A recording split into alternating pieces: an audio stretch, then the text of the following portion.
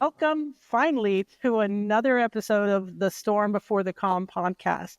My name is Lori Grace Bailey. I am a storm chaser, photographer, parent, guitar player, photographer. I love photographing storms.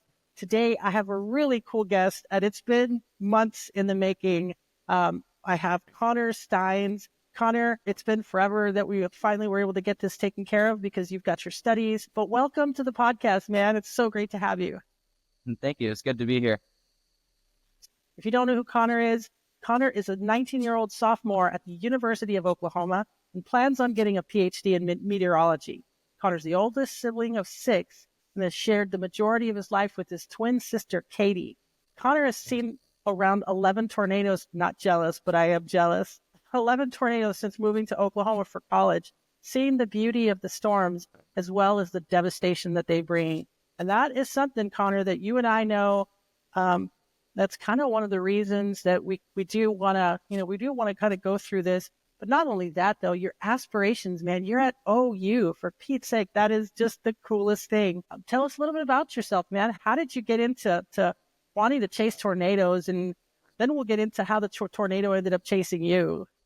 Yeah, so I've always been interested in storms and clouds. Ever since I was a little kid, I have a picture of when I was like maybe 6 or 7, and I'm standing out in the front yard, and there's like, it's not even an impressive storm, but it's like there's a storm behind me, and I have my hands up, I'm like showing the camera. But originally coming into college, I wasn't even going to major in meteorology. I was going to go the nursing route, but on the day of one of our last classes, we had a tornado warned storm come over our house, so we had to stay home for that morning. And it didn't originally change my course of action, but I had volunteered at a hospital. I got my patient care technician license or certification, and my EKG technician certification, and I had spent of my school days in the hospital. And it was something that I enjoyed doing and being a part of, but it wasn't something that I could see myself enjoying for the rest of my life, just because of how dark the atmosphere is, how many factors there are, how much stress there is. So whenever I was applying for college, I applied for all nursing schools. And then last minute, I was like, you know what? I kind of want to do something that I've always had a passion with. And so I applied to OU, and I was like, if I get in, I get in. If not, I had Texas Tech or Texas A&M in Corpus Christi. They had a meteorology program, and I had already been accepted there. So I figured I might as well, if I don't get into OU, I'll end up down way You're going south. somewhere. Yeah. Whoever will take you. You're going to study this. Yeah, and so once I moved up here, it was pretty clear, it's OU. I've got to go the meteorology route. And I made a lot of friends through the meteorology program. And yeah, that was kind of when I decided I wanted to do meteorology. It was kind of just like an impulsive decision. Yeah. But it's something I've always enjoyed. And I figured if I'm going to go spend years in school for something, I might as well do it for something that I really enjoy. Wow. So, I mean, tell me a little bit about that. How did you find, what brought you to that decision? It must have been years in the making. How did you come to find your passion for weather? For me, it was my earliest memory is my mom used to she didn't have a lot of time because she was a nurse's aide, divorced mother, but the little time that she did have, she was working midnight shift. But during the afternoon, every once in a while, she would take me to the park, and we would just there in El Paso, the monsoons would roll in, right? And we'd see these giant storms build up over the mountains, and we would just watch them, of course, and she would tell me what kind of cloud does that look like? And I would say, oh, that looks like Mickey Mouse, or that looks like a dragon and stuff. And it's kind of the beginning of my spark. Not to mention that my dad always played the Weather Channel. So my earliest memory with storms was first grade. We were in our classroom, and I forgot what day it was. I had the date down in my mind. I was going to talk about it while I was here, but I remember we were all huddled up in the back of the classroom against the lockers. The teachers were trying to keep us calm. Holy cow. It was like a regional outbreak in the Dallas-Fort Worth area. Oh, okay. Dallas area. Yeah, I remember Lancaster got hit. Mansfield and Arlington got hit. But I remember it was a big tornado day, and I was one of the only people that wasn't really freaking out in the class. I was just like, oh, I kind of want to go outside and see what the clouds are doing. And of course, I watched the Weather Channel growing up. I was always interested by like the what was it, Tornado Alley, and just like some of those shows that they played. I never really watched Storm Chasers until college. What? So I, What is wrong yeah, with you? No, just kidding. I feel like I was missing out my entire childhood, but it was like I've always been very focused on what's happening in the moment. So like, So, did you chase storm? Tell me about when you first started chasing storms, though. Did so you just go out on your own, or did someone say, "Hey, man, come on, let's go chase a storm"? my first chase is kind of a funny story because it wasn't even planned. As soon as I moved up to OU, there were a group of like meteorology students here. It was like all of our first year. We were all incoming freshmen. School hadn't even started yet. And I remember we all like ended up on the rooftop of a parking garage and everyone's talking about the weather. Everyone's talking about like, should we go chase it? Should we go chase it? Sounds like a I scene in the Supercell movie where the kids up on top of the roof in school. Yeah, and I had no idea who anybody was. Like, I hadn't really made a name for myself on Twitter or anything yet. So it was That's all all very new to hogwash, me. by the way. Making a Yeah. name for yourself, man. All storm chasing is you chasing the storm, and that's Mhm. it, man. Making a name for yourself, dude. You've already made a name for yourself. You're just getting at it. You've already arrived in your this pursuit to chase the storm. I always Mhm. have to step in, like, follower counts and this and that, and getting videos out there. Well, the video came to you, in this particular Yeah. case, but anyways, I'm sorry. Continue. I'm just so grateful to hear stories of people saying, "I love this. It's what I want to do, and I'm pursuing it." And that's why I have you here sharing that, because that's your dream, chasing your dream, man. That's freaking awesome. Yeah. But yeah, I remember, I think there were probably around 10 to 12 of us. And we ended up driving up to Kansas. And whenever we got there, it was just a grungy stealth cloud. It was pretty, but it was like everyone was gawking at it. We were like, wow, this is beautiful. We're like by random cornfields on the middle of a gravel Oh road, just yeah, there, big cloud coming at us. And we had probably 4 to 5 cars worth of us in a Congo line, just like driving up to Kansas following this cloud. water vapor, right? Yeah, and it was so cool. But that was my first chase. Normally, like I don't like chasing in groups really, just because it gets too chaotic. There's Oh like yeah, there's whenever people aren't agreeing with each other. I like to get out, get some pictures, get some videos, just watch it. That's another thing with me is I'm not very big on like constantly shooting videos, constantly staring at the storm through my phone. I just like kind of looking up and taking it in myself, and then whatever shots I get, like if I find something's really cool, I'm like, oh, yeah, we'll take a time lapse, or I might as well right. like take like a photo or something. But that's kind of how I started chasing. And it's all, you know, I go to OU, so I have to say it's not through the university. They're all my actions. I'm not Right. affiliated, but it's been fun. I normally find 1 to 2 people to chase with that I'm close with. And then we go out. I navigate us, and I watch radar while someone's focusing on the road, and That's we're right. pretty safe about it. It's always really fun. That's awesome. It's having someone to be able to keep their nose in the radar, and navigating is so important. And I don't know. We can talk about the buddy stuff. We won't go off the rails here. I promise. I've done that so easily. But you're being safe doing it as well, right? We got to be able to enjoy the storm and then enjoy the future storms too. So that sounds Yes. awesome. The big crowds can also, they can be a hindrance, man. I've had people, chase with me or follow along, and I'm kind of like, keep up, good luck keeping up with me. Yeah. Um, Next year is really when I'm going to start getting into all of the meteorology classes and getting involved with the teams and the research Right? labs and all that stuff. So Yeah, I'm no, excited. you made that switch from nursing to chasing, or not chasing, but to study meteorology and chasing your passion in that avenue, right? I mean, Yeah. Yeah. that's Just, awesome.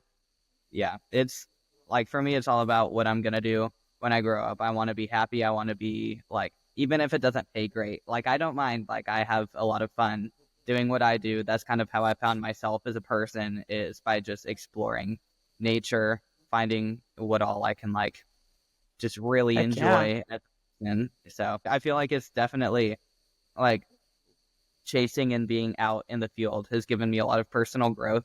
A lot of Yeah. things figured out about myself just from looking at clouds, which sounds really corny, but like For I people feel like outside of our realm, they're like, are you crazy? How do you find yourself when you find the storm? You know what I mean? And that, I mhm. think that's just such an amazing kind of road to go down. You know, when you were growing up, were there adversities? Were there things that in your life that kind of, do you think that when you look back on it, do you think there were things in your life that brought you to here? And yeah, that's almost like a duh, you know, Captain Obvious, you know, type of thing. But what are those, some of those things, if you don't mind sharing, if, that kind of brought you to this? And maybe it was a thing of adversity, or maybe it was people on the opposite end of the thing, of the extreme, where people were just always supportive of you, and that's why you were able to get to where you were. Tell me a little bit Yeah. about that. So yeah, I feel like there hasn't been too much like adversity for me growing up that's gotten me here. It's been more of people supporting me and like my parents and my family, for example. My sister's always just been like, yeah, like if you enjoy it, go for it. Like Oh my man. my mom, like I wouldn't say like she didn't support me standing by the window whenever there's a tornado warned storm coming towards our house. But like at the same time, she's like, okay, you can stand there for a few more seconds, get a few more pictures, and then let's go in the closet. But yeah, I feel like my friends and my family, they've been so supportive towards me. And now that I post like pictures and stuff, everyone's always like telling me like, wow, that's really cool. How did you get that? Like, what type of camera do you use? I'm like, it's my dainty little iPhone. Like, I don't have any camera gear or anything. Really? Okay. Yeah, it's been fun. Like I feel like I've had so much support from all of my friends, all of my family. I feel like the only adversities I may have like faced is what happened this past May. Like that's kind of been the big obstacle I'm trying to leap over. Is I need to find a car. I need to be able to pay for that car. It's just Right. that's the biggest adversity that I've had so far in regards to meteorology.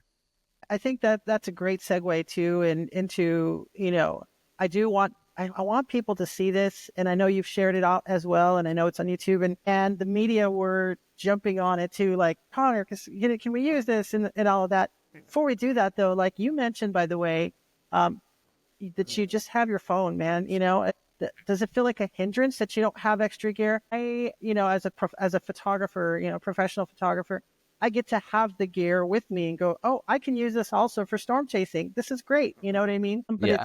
it's not without its, you know, its burdens as well, right? Like for me to carry 3 different tripods, I used to have 4 tripods. Now I have a drone. I'm trying to get the drone up in the air too. But as soon as you get the drone up in the air, you take a look in your camera and you realize, you know, your time lapses is 2 stops overexposed because the sun pop, and then you miss the enjoyment of the storm. I just posted something about that on X, that the best tool that you have is the one that you carry with you, right? So Connor, I love the fact that you say you don't have all the extra gear like I do. You know, the gear that I carry around with me, it is burdensome at times. And there are days where I just end up shooting with my phone, or maybe one camera and my iPhone, and I'm shooting just to enjoy the storm. And I don't ever want to get lost in that. But you did bring up the big event. Are you cool with talking about this, and me sharing about this right now? Yeah, of So, course. so can you? So we're for those of you watching the video podcast, we're going to show you right now. Those of you listening, you're going to just hear the audio, and the audio is pretty terrifying too. When I first saw this video, Connor, when you first posted it on the internet, right after, was it the day after or something? Walk us Yeah. through if you don't mind. But Connor and Katie were involved in a direct hit by a tornado, but it wasn't because you put yourself in the path of the storm. The storm came to you, right? Can you start off what happened that day? And this is a great video, by the way, and Connor's going to lead us up to before we start the video, and then I'll play the video and we'll continue to talk. Yeah. So earlier that day with over near Wichita Falls, near Windthorst and Henrietta, Mm-hmm. my sister and I had been chasing because she goes to school up in Wichita Falls, so it was local. We just figured we'd make it like a bonding day. And I was like, maybe Oh, I'll shoot her first tornado. because she hadn't seen one before. She definitely saw one that day. But so we chased near Windthorst and Henrietta. We saw multiple beautiful tornadoes. Is this all in Texas, by the way? You have to help me paint the picture because Yeah, I'm yes. So okay. this is all in northern Texas. All right. This storm crossed the Red River into Ardmore. We saw another little wispy tornado near Marietta and Ardmore. And then we called it off because it was starting to get dark. I don't personally chase in the dark. That's not safe, in my That's opinion. smart. Like, if I don't feel like I'm gonna be able to see what's happening. I don't know. That's a big thing with me. I don't like chasing in the dark. Hey, man, whatever you feel comfortable with, right? There are some people that are really good at doing that, and that's great. But you have to chase to your own level, right? I think what you're saying is I knew my own level, and I knew to chase at that level. So I think that's being smart. If anybody gives you crap for that, let me know. Yeah. We'll have fighting words with them because you always should chase to your own level. Yeah, yeah. I know my limitations. I don't go beyond that. But so in Ardmore, we stopped and we decided that we were going to get Taco Bell, which that's a very big part of the story, by the way. The Taco Bell, that'll come in later. I got myself a large Baja Blast, and I was so happy because it was hitting the spot that day. And so we end up driving south down I-35 back towards the DFW area just to go home. And at that point, I had switched with my sister because she had been driving all day. It had been probably 5 or 6 hours of driving for her. And I was like, okay, I'll check radar and then I'll start driving us home. And whenever I checked radar, I didn't really see any supercells, at least not yet. Like, you could tell that there was going to be some rain. But in the moment, I was just like, yeah, it doesn't look like it's gonna be very bad. Maybe the environment got like sucked up by these other storms that passed through earlier. But they were pretty explosive whenever we were driving because I remember once we got to Gainesville, once we crossed from Oklahoma into Texas, it like we hit some pretty heavy downpours. And I had my sister trying to read radar, but she doesn't know how to read radar. And I'm on a highway, it's raining, there's like flash flooding going on just because of all the construction in Gainesville. And so I had her looking at the radar. So you're just trying to you're done. You're bailing, right? You're like, okay, there's too many storms. We're just trying to get out of here, right? Yeah, and I hadn't really like my brain had kind of switched from chasing to just getting home. Like, I wasn't really in the Sure. like storms mindset anymore. Right, I was right. thinking more of the tornadoes we had already seen versus what was like down the road from us. And so we got stopped in Gainesville because of all the flooding on the highways, and that added probably 45 minutes to our drive. And then I remember my sister saying, "Hey, I think we're in a tornado warning." And I was like, "Well, shoot! Like, I can't pull off of the highway right now. We're stuck in traffic and No way. construction." And so we ended up driving through Valley View because whenever she had shown me the tornado warning polygon, it looked like it was coming up more north towards Gainesville. So I was like, okay, if we can just get south of it, we'll be fine. I don't want it to occlude and hit us. I don't want it to Right. like go due east and hit us either. So I figured we have some time to get south of it. Um, and then the traffic and the flooding and people stopping under overpasses added a lot of time to our drive. And I feel like that's kind of where we got bogged down, is because it just kind of held us in the path.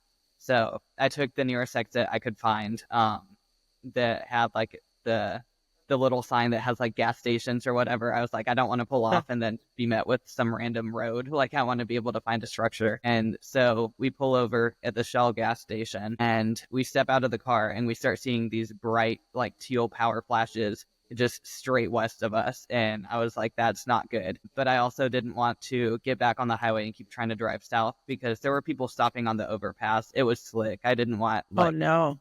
want to get trapped in that, and I didn't want to go north because it could occlude and hit us. I was like, okay, let's just get inside. Let's like let it pass. And another thing was, at that point I didn't have Wi-Fi. The latest radar scan I had was at 1010. It was like Yeah.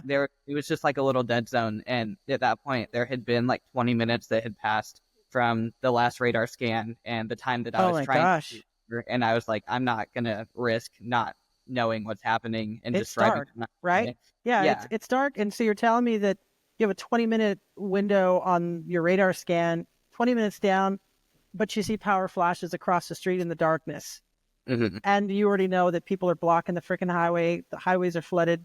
What do? You know, that must have been really, you must have felt pretty helpless. Like you were out of options. Is that how it felt? Yeah, it definitely felt like I was out of options. Especially whenever we got out of the car and within 2 minutes the power just knocked out. There was no power, and we watched all of the street lights and everything from the highway just go black. And I was like, okay, no, we're not gonna like we're going inside and we're gonna just take shelter or let it pass. But yeah, it one of the weird things about it is you normally like everyone talks about the roar of the tornado, Uh-huh.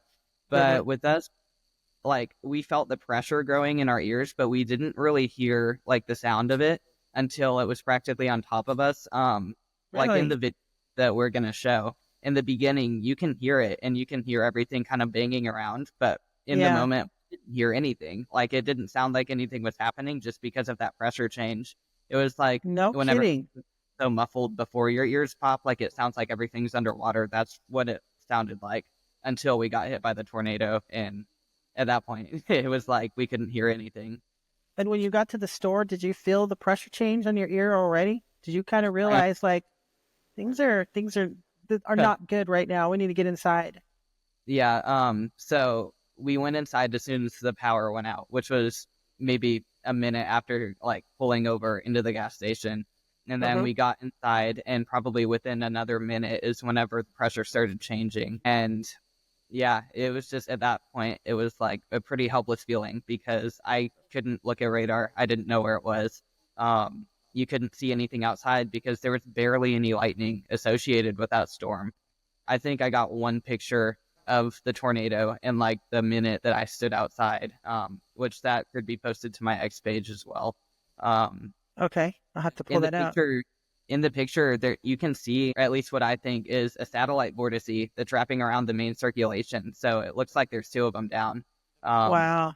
which that was I didn't realize that until weeks after whenever I was looking back through because I was recording. I was like trying to see it through the power flashes because I was under the impression that we're in this little gas station. Like odds are it's not gonna necessarily hit us, but like it's Yeah. gonna be to us. I was curious to see if we could see it, but I also wasn't expecting to get hit as hard as we did. I thought it would move past us because we're like a tiny little target compared to everywhere else that it could end up going. But yeah, So you walked in with a few assumptions that you probably would have changed if that were to happen again. Your mind is not going to have the same assumptions on a storm. yeah, Wow. yeah, definitely Well, last impressions. well, as we pull this up and as I pull this video up, and thank you for sharing that video. I think people who haven't seen this yet really need to see this. Go to your page also, by the way. Follow you on YouTube. I'll leave a link, and make sure people are following you on YouTube because you're not stopping chasing because you were hit by a tornado, right? You're gonna keep Yeah, going. So what I want to do is, let's play this right now. The first thing that where my heart dropped when I first saw that video was the look in Katie's eyes, dude. It just hmm did she look like, oh man, let's play it and we'll go from there. I'd love to hear how she's doing after all of that as well, because you could see the terror in her eyes as well, and things were going crazy, man. It does sound like it's a little windy. Not too bad though. not too Oh, I bad. could see the. So walk us through. Yeah, so yeah, right about here, I think Who is was when that? Someone said everybody in the bathroom. that was one of the workers. They were behind the counter. I actually talked to them afterwards. They said that the door that connected them to the Right. hall had locked, so they got stuck in front of the counter by all the windows. Oh wow. That look on Katie's face right there. Could you feel that shaking? It looks like an earthquake. Yeah, it felt like the whole building was shaking under us, which, like, I know realistically the ground wasn't shaking, but in the like, it really did feel like it was.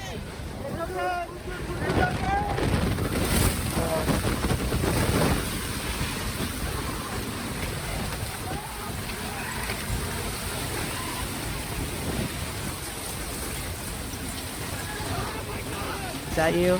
screaming, "Oh my God." Yeah, I didn't know that I had been saying anything at all until afterwards.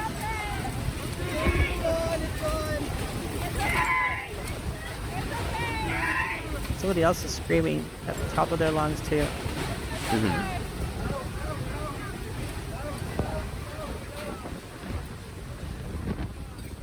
Yeah, once the winds had died down a little bit, it was just like mass confusion. Everyone was thinking that we were about to get hit again because the RFD was surging into the building.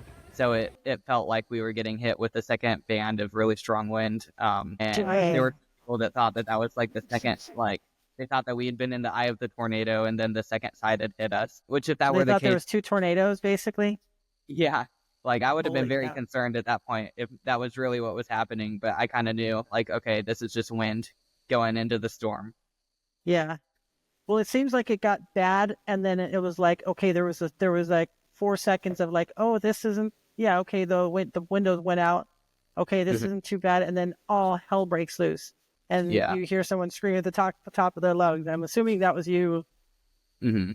Yeah. So my sister, like after the first windows had given way, I forgot to mention this earlier. I got permission from another person who had, they were in their truck outside of the gas station and they had a dash cam. And so Whoa, it recorded the whole thing. And that's going no to end up kidding. being posted to my YouTube channel as well. Oh wow. I got permission from the person who posted that, as well as, there was a video from two women that were across the highway, like on the other side of the highway. They also recorded them getting hit by this. So I'm gonna try to put multiple like points of view of it, I guess. And it's Yeah. really interesting because it looks like the wind was a lot stronger higher up, but there wasn't much like on the ground. So like personally, I believe it was like a strong multi-vortex tornado because you can see suction vortices in one of the videos, and then you see it's either a semi-trailer or like just this big trailer that goes zooming past this truck's dash cam. So Connor, I'm gonna leave this here. I'm just gonna let it play without the volume. But I wanted to ask you. I remember speaking with you after you released the video initially, and you said that the building you couldn't escape the building right after the tornado hit. You couldn't just walk out the doors. There was no doors, right? There was debris everywhere, and you were stuck in there. It took a while for people to get you out. Can you talk about Yeah, that? yeah. So the roof, there was like a metal section of the roof that had been completely shredded and left like just covering the windows and the doors, and nobody could find a way out because there was so much Wow. debris that just blocked every exit. And I remember Nick Busby, he Oh was the yeah. first person to arrive at the gas station, and he was kind of our first point of contact with anyone outside. It felt like probably like it felt like 15 minutes between the time that we got hit and the time that somebody actually showed up. But I know it was probably a lot less time than that. But I Right. was really grateful to see that somebody had seen that we had been hit and that there were a lot of us trapped in there. And then eventually more storm chasers, and I think eventually like a fire truck showed up. They were able to kind of lift part of the roofing, and like the sheet metal and everything that was slammed up against us. They were able to lift that up, and then we were able to crawl um, through like the bottom half of a door that was still standing. Holy cow, dude. So, Yeah. and how long did that take you to be able to get out of that? And for everybody to get out, were there any injuries even? Like, Hmm. how did So this, how did you get out of this unscathed, man? It was an EF3 tornado, right? It was determined to be an EF3. And it like you was. said, you think there was probably some subvortices as well. Hmm. Yeah, so the wall that was at the end of the hallway, kind of behind us, that had ended up giving out. Like it was a brick wall that just crumbled. Oh And my God. so whenever we were there in the hallway, while the tornado was passing just to the south of us, a whole bunch of air and debris was being funneled through the hallway straight past our heads. And I remember we were all getting hit with glass and insulation. You can see that kind of towards the end of the Oh yeah. like Oh, even picture. right here. Yeah. There's just a lot of stuff that like just flies past us down that hallway, but there were so many of us in there that we couldn't do the ducking cover maneuver that we're taught in school.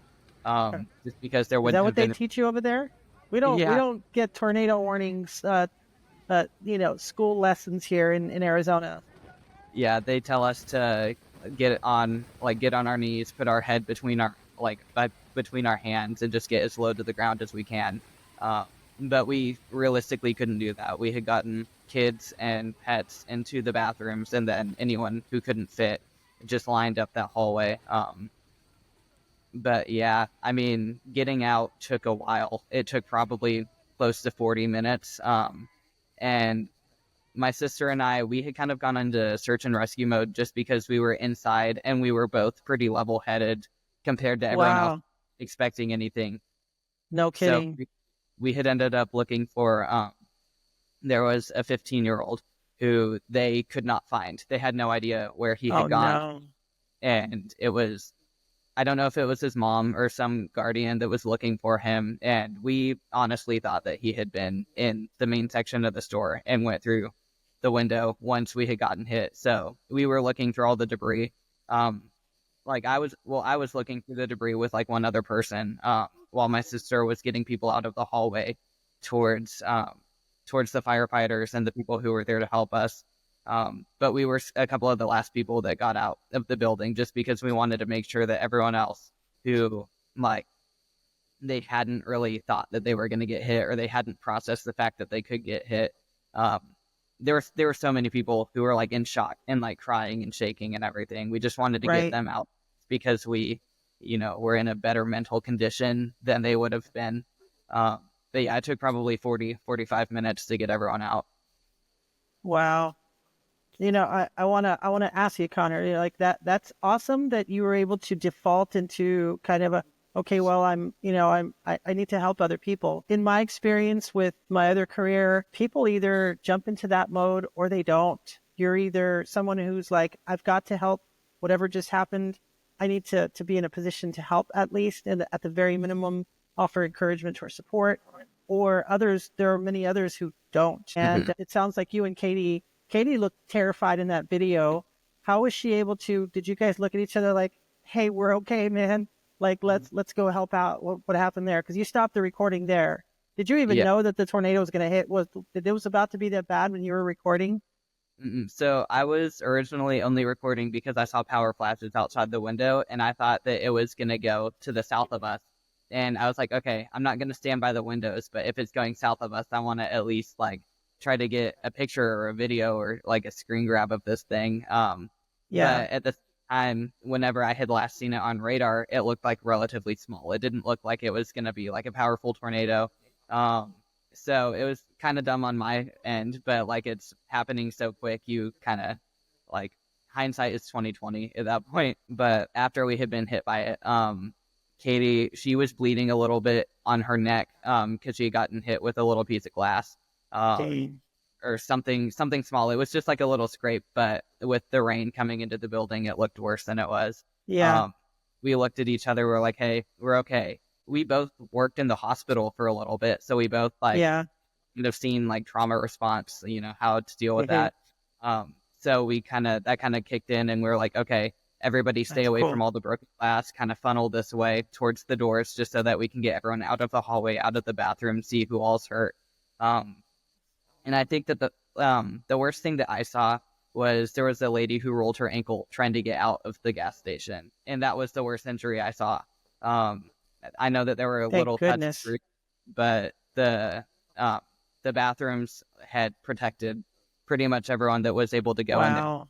And whenever my sister and I went back to the gas station, the roof was on the floor at that point. So at some point between the tornado and us getting out and then going back, like a couple days, It the roof collapsed.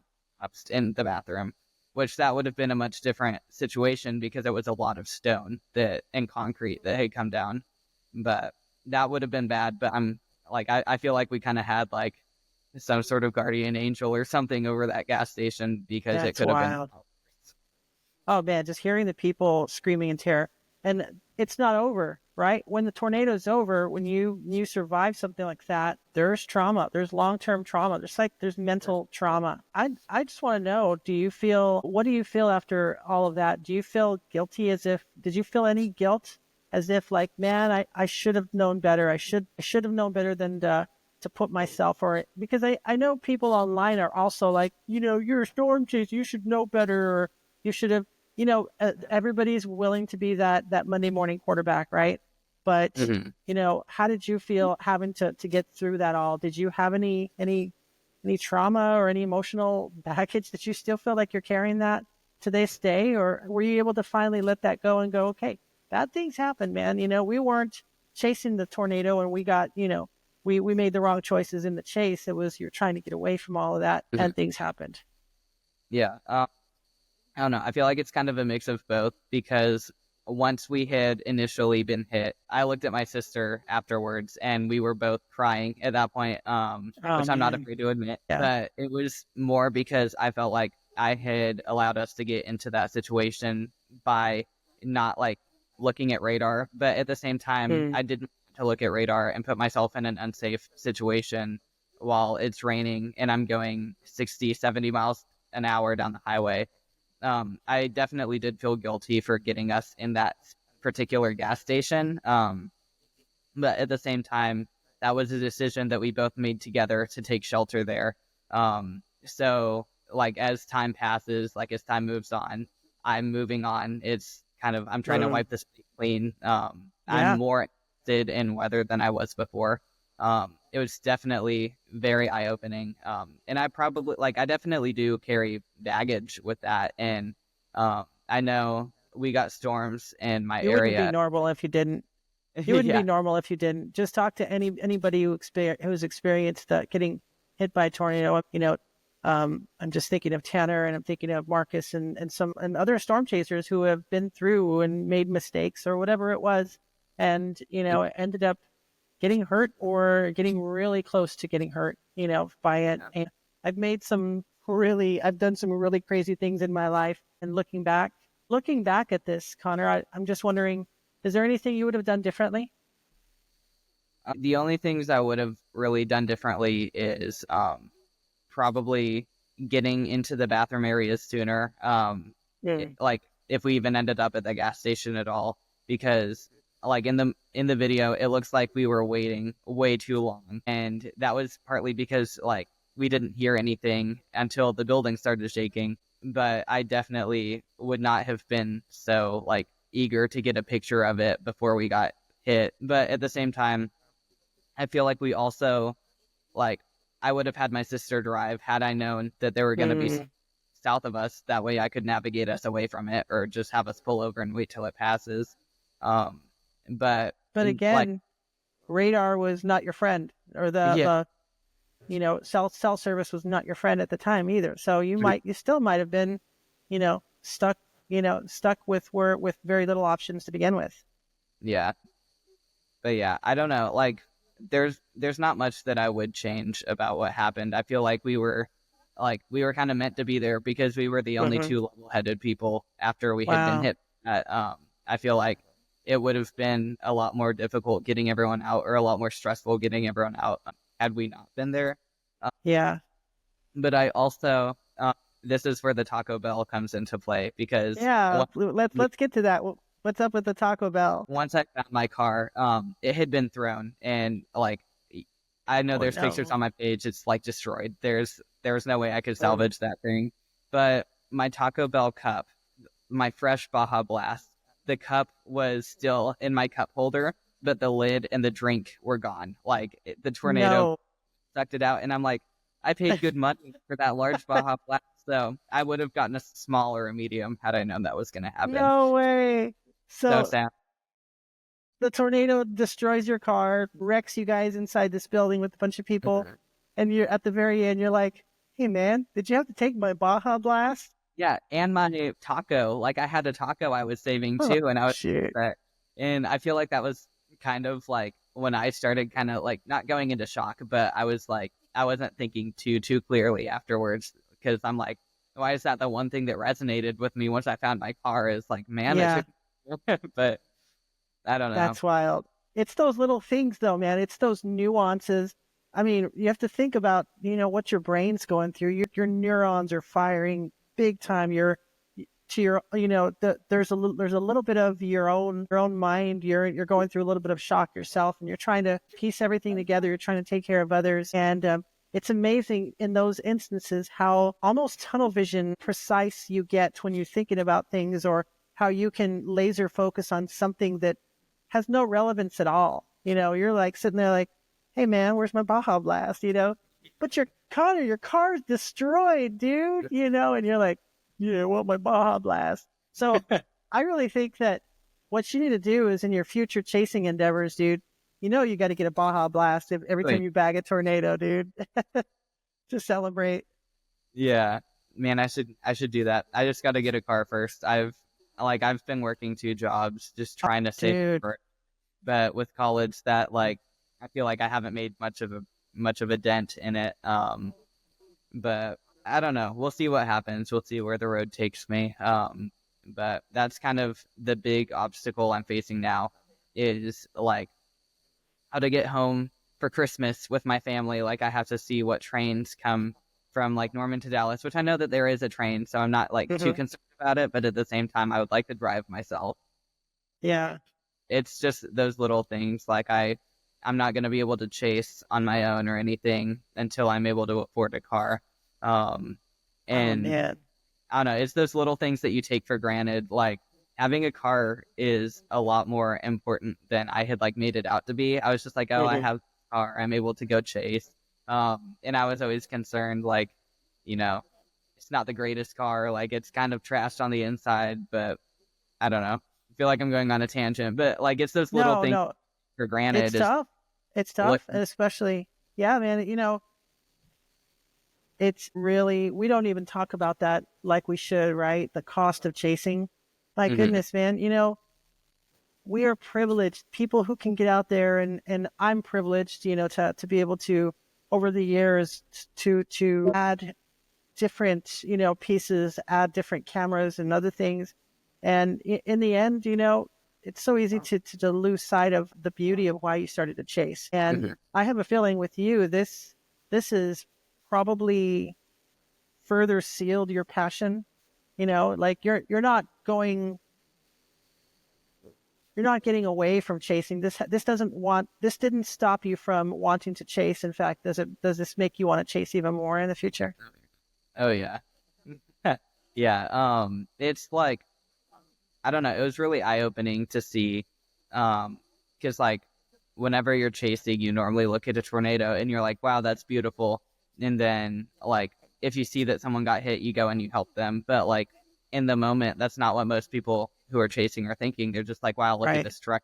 Obviously, unless they see somebody get hit, then that's whenever like you flip and Kick you're like, in. you go help them. But Yeah.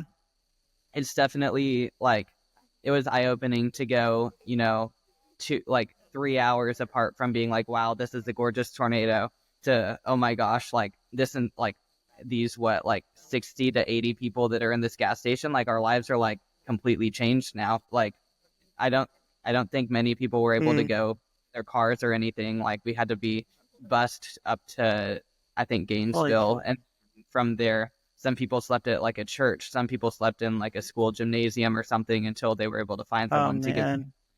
Like it's just it's weird to see like how big of a difference 2 or 3 hours can make on your perspective of like something that nature does. Like it's you're not ever really going to be able to tornadoes or anything, but Right. it's definitely a big perspective shift. And it's really like opened my eyes to a lot more questions that I have.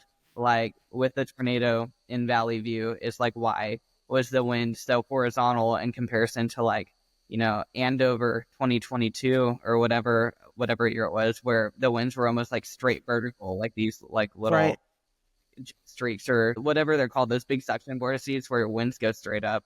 It's just like Yeah.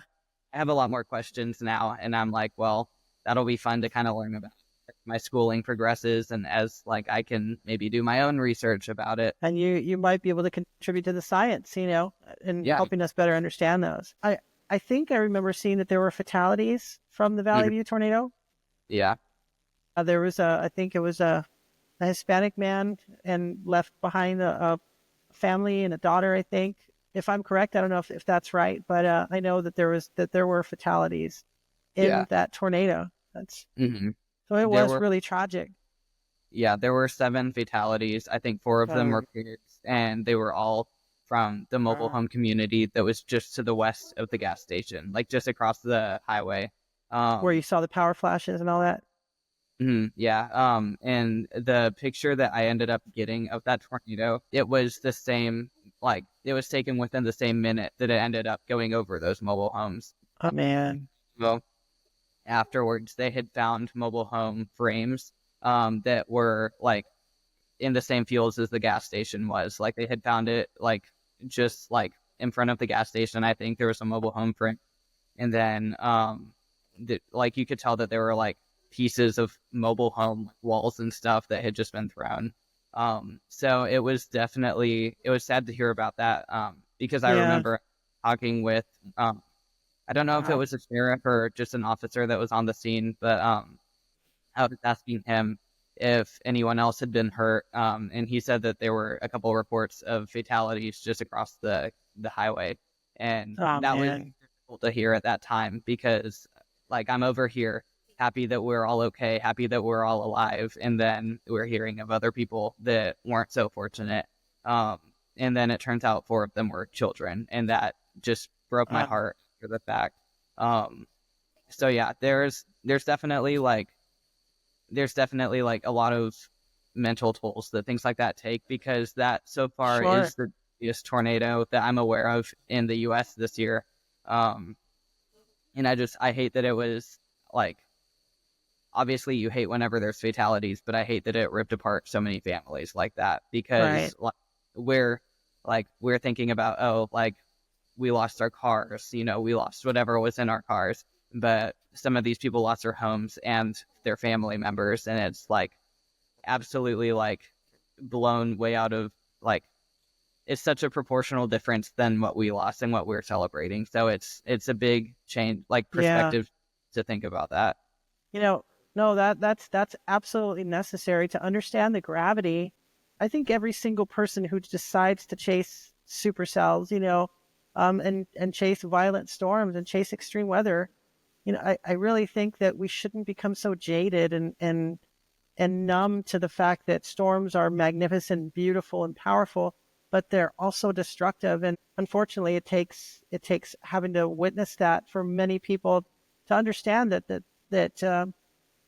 yeah, this stuff is bad business when it wreaks havoc on people's lives. And having that perspective, you'll get your car back. You'll get a new car soon someday.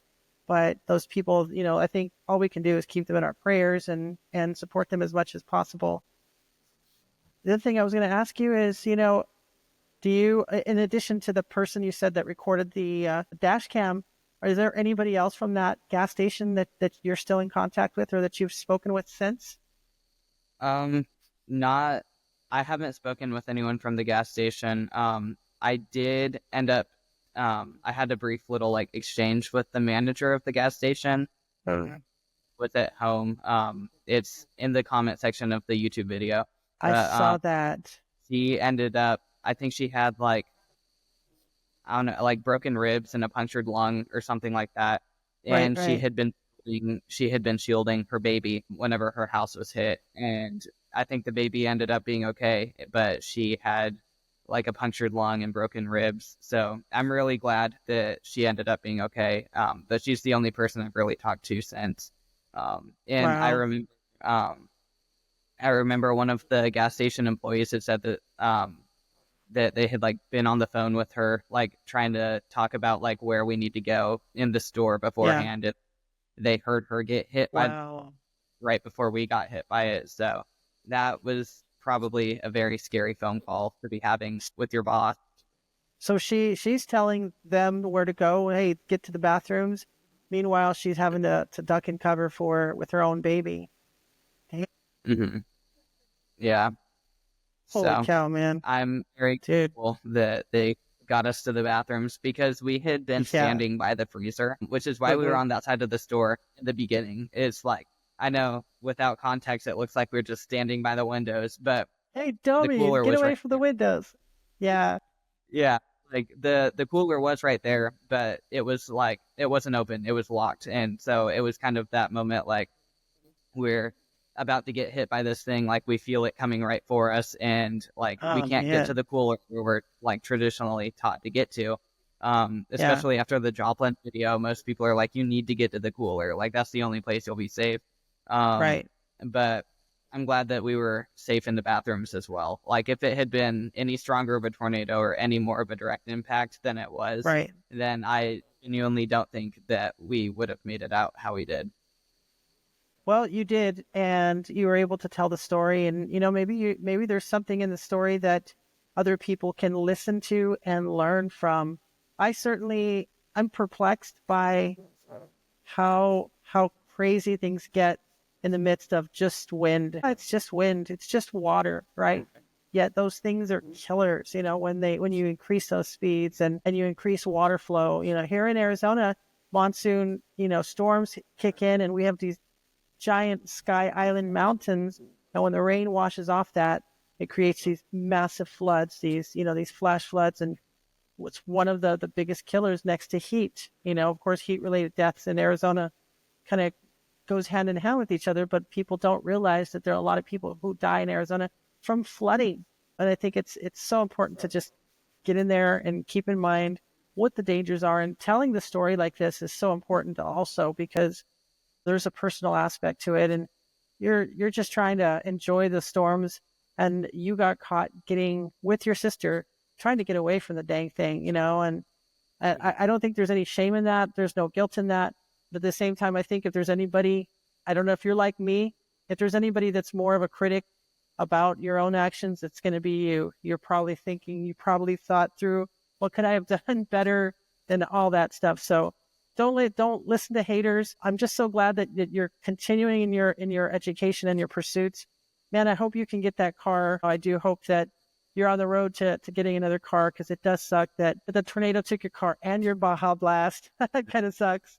And your taco, man, jeez. I was hungry. So finally, are there any other upcoming projects? What do you have on your horizon? Are you just trying to take things one day at a time and 1 year at a time? You said you're a sophomore. You got a couple of more years ahead of you, and then more training, right? There's so much more on the horizon. Yeah, Calculus, that kind of stuff, no fun for me. not at all. Yeah, so right now, it's just like I'm working on like a silly little paper for a class. I'm in a couple of archaeology classes as well because that's another thing that I'm interested in.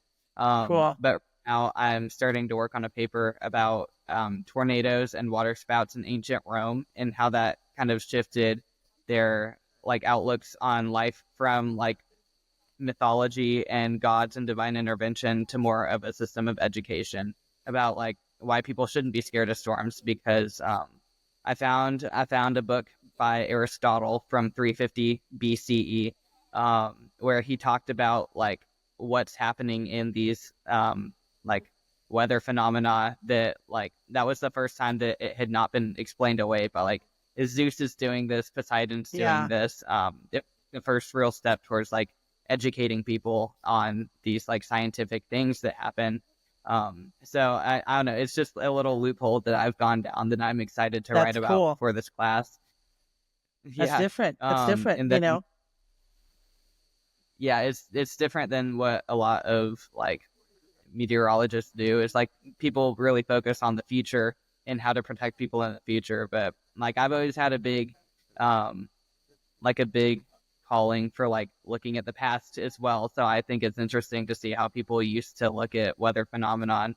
So that's the first little thing I have on my plate right now. And then after that, obviously, is more years of schooling, maybe some field school for archaeology because I might try to end up getting degrees in both. We'll see where the road takes me. Oh, that's But cool. other than that, yeah, it's just one day at a time, just trying to keep my grades up, keep my friends with me, all that.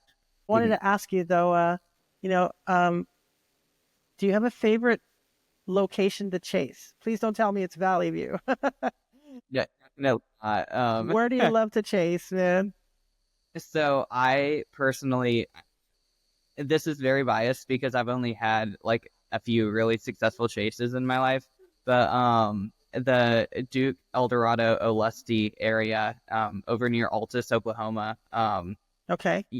for miles. That's where there's the Duke slash Eldorado tornado where the Doppler on wheels measured, I think it was like 170, 180 mile an hour winds. It was beautiful.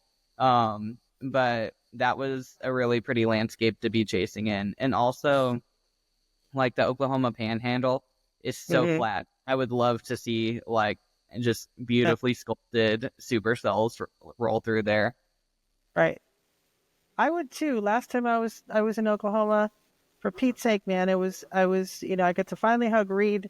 He promised me giving me a hug, and finally saw him. And of course, there was 100 people there at the Loves, and we were just standing under blue skies all freaking day. Connor, what the Yeah. heck is with bus days? And I could get to only chase for maybe 13 days out of the year out of the plains and a chasecation. I personally want to see a pilger, not a double tornado, twin tornadoes, but I don't want to see it hit a town like Pilger. I don't want to see the destruction. It needs to be out in the plains. Kansas, Mhm. anywhere, eastern New Mexico, I don't care. Eastern New Yeah. Mexico is really, really amazing, though. Las Vegas, that area, Hmm. anywhere along the Caprock, I really enjoyed chasing up there, too. If we can, I know we've gone over a little bit long. Let's do a quick lightning round with you, Connor. I want people to know, just to kind of get to know you a little bit more. But let's do a quick lightning round if you're ready. Okay, let's do it. All right. Okay. So, do you like mountains or oceans? You get to pick Mountains. one. Okay, mountains. All right. I like. It'll be mountains for me too. Scared of Do you like? sharks. Do it. Oh, okay. The sharks. Okay. You watch too much Sharknado probably or something. Sharks, tornadoes. Yeah, yeah. Okay. What Hmm. about tornadoes or structure? Like if Structure. you have to see them, structure. Yeah, You're a structure fiend. I am. I don't. I It's am something too. about it. I love seeing just the gnarly. I don't like grungy storms, man, because I want structure. It's just I lose myself in the moment. The stress I feel, the worries about bills or finances or kids or health, all that's gone when you're underneath that kind of structure. It's something Mhm. magical about that place. All right. What's your favorite weather phenomenon? It could be auroras, tornado, hurricanes, whatever. Go ahead. I would say tornadoes. Yeah, I don't know. I Like would think so.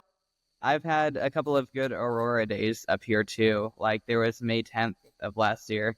And then just like a week or two ago, we had a beautiful day over here in Oklahoma as well. I went up near Guthrie, and that was the first time I've seen like green with the auroras. So Uh, that was beautiful. So that would come in second. I have to admit, auroras are cool, but sprites. Have you ever seen sprites? I haven't seen a Sprite. I You gotta try see like sprites, I want man. to. People are like, Laura, you don't get it, man. I'm like, I did see auroras here down at the southern U.S. Mexico border even Mhm. a week ago, and that was cool. But it's kind of like, oh, there it is. Okay. Uh-oh. Yeah. But the sprites, man, to be able to capture that, to understand how to chase them and then find them and then be in the right condition with the moonlit, you can see them with the moon, but when you're in a really dark area, especially out here in Arizona, you can get into the dark skies and then to see them explode up above the cloud, 40 miles above the The- storm where the stars are, man, it's just unparalleled to see that. So, all right, Mhm. if you were, I know, talking about cars, like if you were given a choice to either have a Toyota 4Runner or a Subaru or a Subi, which one would you take? Uh, Probably a Subaru. I hate I'm you. I'm No, not I'm like kidding. I'm not the biggest car person, so like it would take me looking up the picture to see like which is which. Yeah, But I don't know. chasers. Honestly, any car right now is great for Yeah, me. they're like, just if I can have my own car back. Yeah, it's a tough question. Sorry, I probably shouldn't have asked that one. No, All right, no. what about sunrise or sunset? Ooh, definitely sunset. Okay, okay. I do love a good sunrise though, but sunsets with storms, immaculate. And what's the top item on your bucket list, Connor? Ooh, top item on my bucket list. That's a tough one. Either scuba diving which I know I don't like sharks, but at the same time, it looks so cool. Either scuba diving or like a trip to like England or something, like just the Okay. UK, because I'm a very big Mm. history geek as well. I think it would be so cool to just like look at all the old structures, old houses. So, Yeah. What would you tell someone who is maybe they just recently saw Twisters, and they're like, hey, I want to do that. Maybe they saw the original Twister, or maybe they saw someone like you and they saw your video and then they saw some of your other stuff that you did, or maybe they watched this video and they go, I think I would like to do that too. What would mhm. you tell someone who is young and upcoming, but they're afraid to do it? What would you tell them? Honestly, like I think it's good to kind of start by like getting your toes wet. Like don't go all in, don't like chase the first like high risk day or moderate risk day. Like I feel like that's something that I also kind of should have looked at before is I didn't have too many chases under my belt. So I feel like you kind of need to start off slow and build your way up. Figure out how you chase, like figure out what you're comfortable with, what your chasing style is, how close you really want to get, because you don't want to get too close. Like if you're someone who goes for structure, you're gonna learn from your chases about how far away you want to be. Um, Right. but at the same time, I say just like go for it, like have some Yeah. fun. Like obviously, like drive safely, don't get too close to anything, but like you know what you like, you know what interests you have, you know like what gets your adrenaline going. So I'd say just like be confident, don't be overly ambitious, but also don't be under ambitious with your chasing. Don't be that scared. It's Yeah. yeah, definitely. Don't let fear win, right? You got to get out there and take that step. Hmm. Awesome. Connor, I can't thank you enough for getting to shoot an hour and a half almost with me here on this podcast. We'll have to trim it down a little bit by the time it's over. But I'm going to let you get back to your studies, and we're going to continue doing these podcasts. If you're interested in being on the podcast, please send me a direct message. I have a lot of people, a lot of names that originally wanted to jump in on the podcast, and I'm just doing this as much as I can with as much energy as I can so that we can get in there and have these real conversations like we had here with Connor today. Everyone, from my heart to yours, please just try to be that person that can elevate and uplift. And I hope that this message and hearing Connor's story was uplifting to you too as well. Definitely give Connor a follow. You're on YouTube, right, Connor? I am, yes. YouTube and Twitter or X, what do you want to call it? There's a Blue Sky.